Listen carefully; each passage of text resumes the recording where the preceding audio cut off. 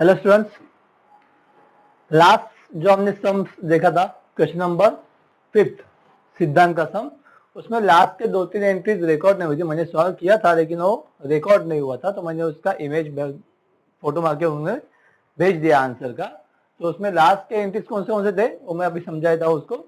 Interest का एक था, okay, interest charge for only 2 months at the rate of 12% on remaining amount. Remaining amount मैंने आपको बताया था 30,000, तो 30,000 इंटू 12% इंटू 2 months करना है, तो उस हिसाब से वो कितना आएगा, 600 आएगा।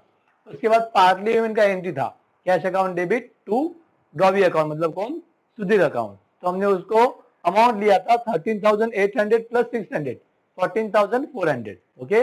वो इसका पार्टली पेमेंट का entry, cash account debit to Sudhir, okay. उसके बाद नया बिल बना था, बिल रिसीवेबल टू सुधीर, उसमें हमने खाली रिमेनिंग अमाउंट लिया था 30,000, ओके। और उसके बाद वो बिल क्या हुआ था, रिटायर हुआ था, इसीलिए उसका एंट्री था cash account debit, rebate account debit to bill receivable 30,000। Rebate में आएगा 300 क्योंकि 29,700 पेड हो चुका है, मतलब कैश में कितना आएगा 29,700। तो उस प्रकार से वो लास्ट के एंट्रीज थे, ओके। तो अब स्टार्ट करते हैं question number 6। Sangeeta accepted a bill for rupees 18,000 drawn by Geeta. Drawn by Geeta. Sangeeta ने एक्सेप्ट किया है, संगीता ने एक्सेप्ट किया, एक्सेप्टेड, ओके। और गीता ने क्या किया है, ड्रॉन। तो ड्रॉवर कौन हुआ, गीता इज ड्रॉवर। ये कौन है, ड्रॉवर है, और ये कौन है, ड्रॉवी है, ओके। तो पहला एंट्री कौन सा होगा, बिल ड्रॉन का, गुड्स सोल्ड का एंट्री नहीं है। Second, before the due date Sangeeta Geeta discounted the bill for 17,400, discount with bank, okay. Most of the questions में जो ट्रीटमेंट है वो यही आता है, मतलब 80% ट्रीटमेंट क्या आ सकता है, discount of bill, discount with bank, okay. उसके बाद before the due date Sangeeta approach Geeta for renewal of the bill, तो रिन्यूअल के 4 एंट्री 3, 4, 5, 6। तो उसमें कौन सा आएगा, पहले cancellation of old bill, okay. Geeta agree on the condition that Sangeeta should pay 6,000 immediately and for the balance she should accept the new bill for 4 months along with interest 550। मतलब new bill along with interest बोला है, मतलब हमारा अभी sequence वैसे रहेगा, cancellation आएगा, फिर पार्टली पेमेंट आएगा, उसके बाद इंटरेस्ट आएगा, और उसके बाद नया बिल बनेगा। तो इस नए बिल के अंदर ये इंटरेस्ट क्या होगा, इंक्लूड होगा। ये पिछले सम में इंटरेस्ट पार्टली पेमेंट के साथ था, इसलिए इंटरेस्ट पहले आया था, पार्टली पेमेंट बाद में आया था। अभी इंटरेस्ट न्यू बिल के साथ है, तो पहले पार्टली पेमेंट आएगा, फिर इंटरेस्ट आएगा, फिर न्यू बिल आएगा, ओके। तो आगे बढ़े। The arrangement were carried through, but on the due date of new bill, Sangeeta became insolvent। मतलब ड्रॉवी क्या हुआ, इंस्टॉलमेंट हुआ। तो इंस्टॉलमेंट कितने एंट्रीज, 2 एंट्री होते हैं। पहले कैंसलेशन करो उस बिल को, और फिर जितना कैश रिसीव हो सकता है उतना कैश रिसीव करो एंड बैलेंस ट्रांसफर करो बैंक में, ओके। तो ये हमारा एंट्री का सिक्वेंस होगा, क्लियर। लेकिन ये हमने लिखा है किसके लिए, इन द बुक्स ऑफ ड्रॉवर के लिए। अब किसके बुक में करना है, देखो, you journal entry in the books of Sangeeta. Sangeeta कौन है, संगीता ड्रॉवी है, तो इसमें से कौन सा वाला एंट्री नहीं होगा, संगीता कौन है, ड्रॉवी है ना। ड्रॉवी के बुक में, इसमें से ड्रॉवर के बुक में से कौन सा वाला एंट्री नहीं होता है, कंफर्म होता ही नहीं है ड्रॉवी के बुक में एंट्री। यस, कौन सा, ट्रीटमेंट का एंट्री, ये रहा।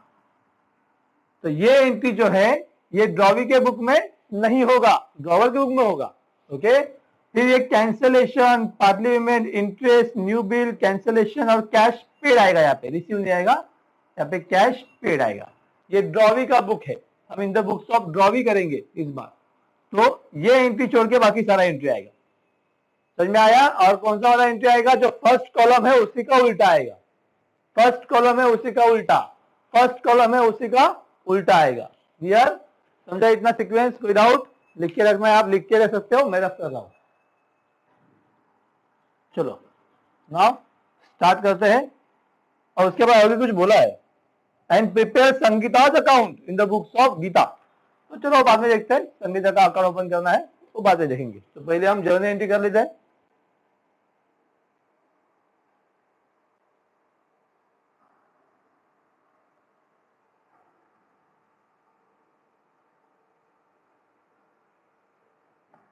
स्टार्ट करें।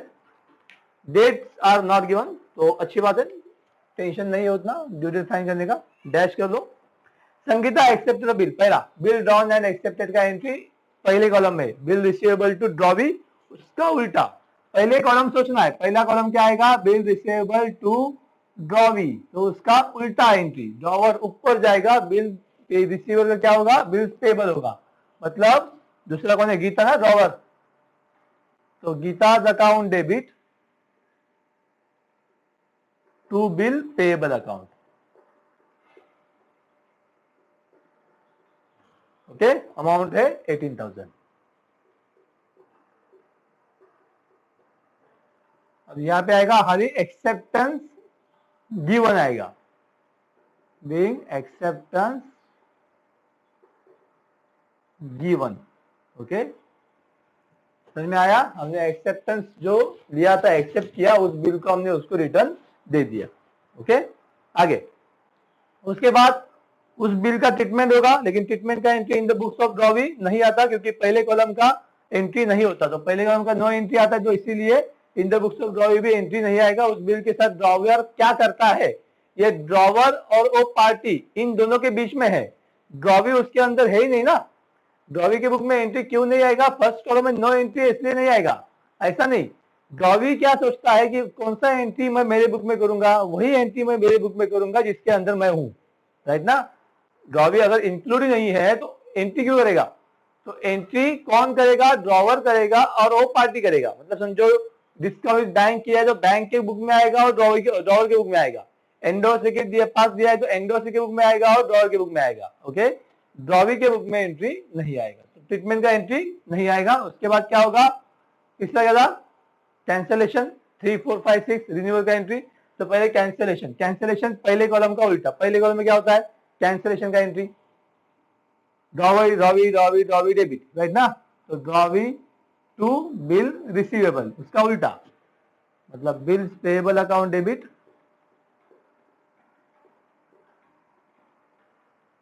टू ड्रॉवर अकाउंट, मतलब कौन, गीताज अकाउंट, मतलब इसी का उल्टा एंट्री। 18,000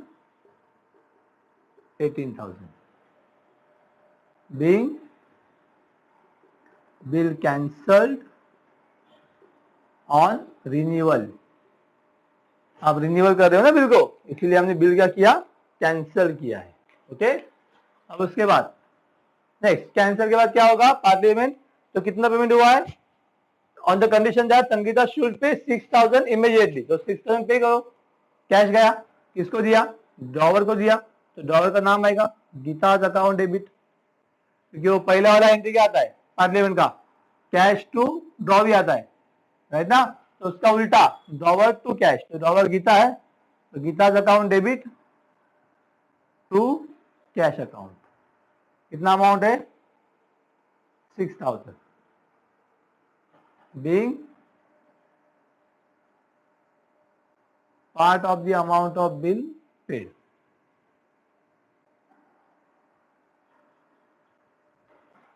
समझ में आया इतना, कोई डाउट। अब उसके बाद क्या होगा, इंटरेस्ट चार्ज होगा, राइट ना। कैंसिलेशन हो गया, पार्लियामेंट हो गया, फिर इंटरेस्ट चार्ज।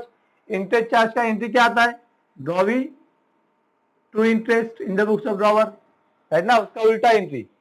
तो interest account debit to drawer, मतलब कौन, गीताज अकाउंट। ओके, अब यहाँ पे इंटरेस्ट फाइन करने की जरूरत नहीं है, उन्होंने डायरेक्टली दिया हुआ है 550 इज द इंटरेस्ट अमाउंट, तो 550 वहां पे लिख दो, being interest charge on remaining amount.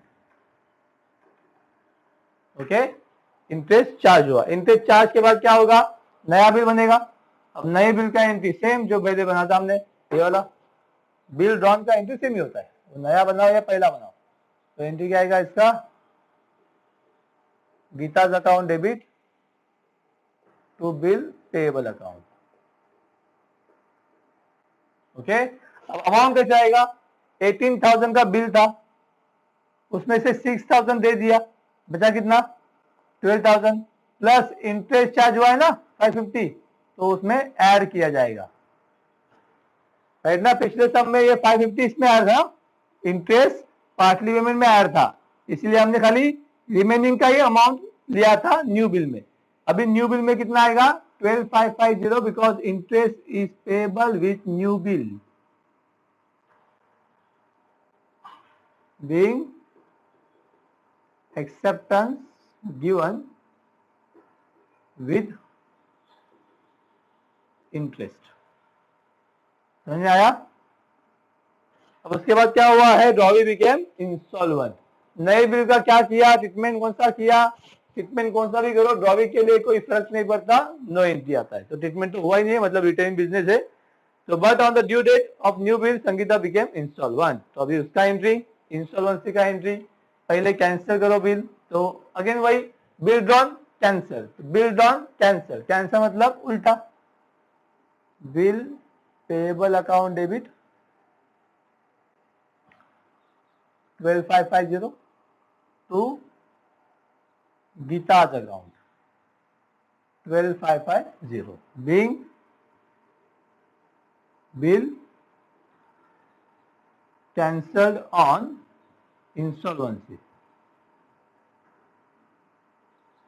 या फिर due to insolvency of, due to insolvency लिखो, वाली ड्रॉवी का नाम मत लिखो, ड्रॉवी के बुक में ड्रॉवी का नाम कहीं भी नहीं आएगा, तो being bill cancel due to insolvency. Okay, अब उसके बाद इंसॉल्वेंट हुआ है तो उससे कुछ ना कुछ तो पैसा आता ही है, तो ये भी कुछ ना कुछ तो पे करेगा। कितना पे किया संगीता ने? 35 पैसे इन रुपी, एंड 35 पैसे इन रुपी कुल be recover from her state. 35 पैसे इन रुपी मतलब 35%, 45 पैसे इन रुपी मतलब 45%, 50 पैसे इन रुपी मतलब 50%, 75 पैसे इन रुपी मतलब 75%, जो भी अमाउंट है उसका उतना परसेंटेज निकालो। ओके, तो 12,550 का कितना परसेंटेज? 35% निकालना है।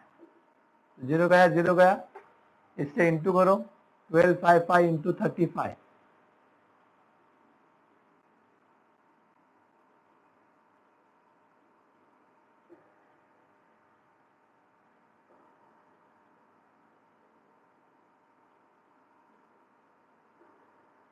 कितना आता है? डिवाइड बाय 10 मतलब 4392.5 आएगा, तो इसको 3 कर दो, ये निकाल दो। 35 से देखो एक बार वापस, 5 5 25, 5 remain 2, 5 5 25 plus 2 7 27, 7 remain 2, 12 5 60 plus 2 62। Okay, और उसके बाद यहाँ पर 3 5 15, 5 remain 1, 15 plus 1 16, 6 remain 1, 12 36 plus 1 37, 5 7 5 1 12, 2 remain 1, 8 plus 1 9, 13 43 divide by 10 मतलब 4392.5 है, 0.5 इसलिए अपना आंसर कितना आया? 4394। इतना पैसा ही हम दे पाएंगे, मतलब संगीता ने खाली इतना ही पैसा दिया है, बाकी पूरा क्या होगा? ड्रॉवर के लिए बैड डेब्ट, ड्रॉवी के लिए क्या होता है?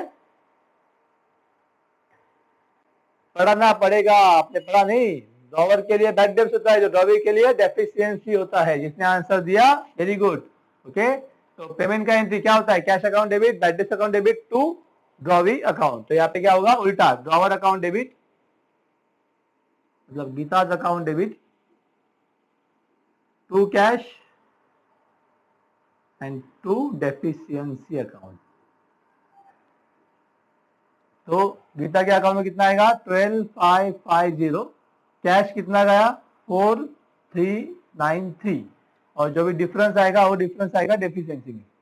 10 माइनस 3 7, 4 14 माइनस 9 5, नहीं जमता उधर तो यहाँ पे करो, 12,550, 10 माइनस 3 7, 14 माइनस 9 5, 4 माइनस 3 1 8, 8157। समझा इतना कैलकुलेशन? बाद में आपको लिखना है तो रफ में लिखिए रखो। ओके, बीइंग नरेशन में क्या आएगा? बीइंग ओनली 35 पैसे could be recovered from private estate. Okay, recover नहीं कहेंगे ना, 35 पैसे,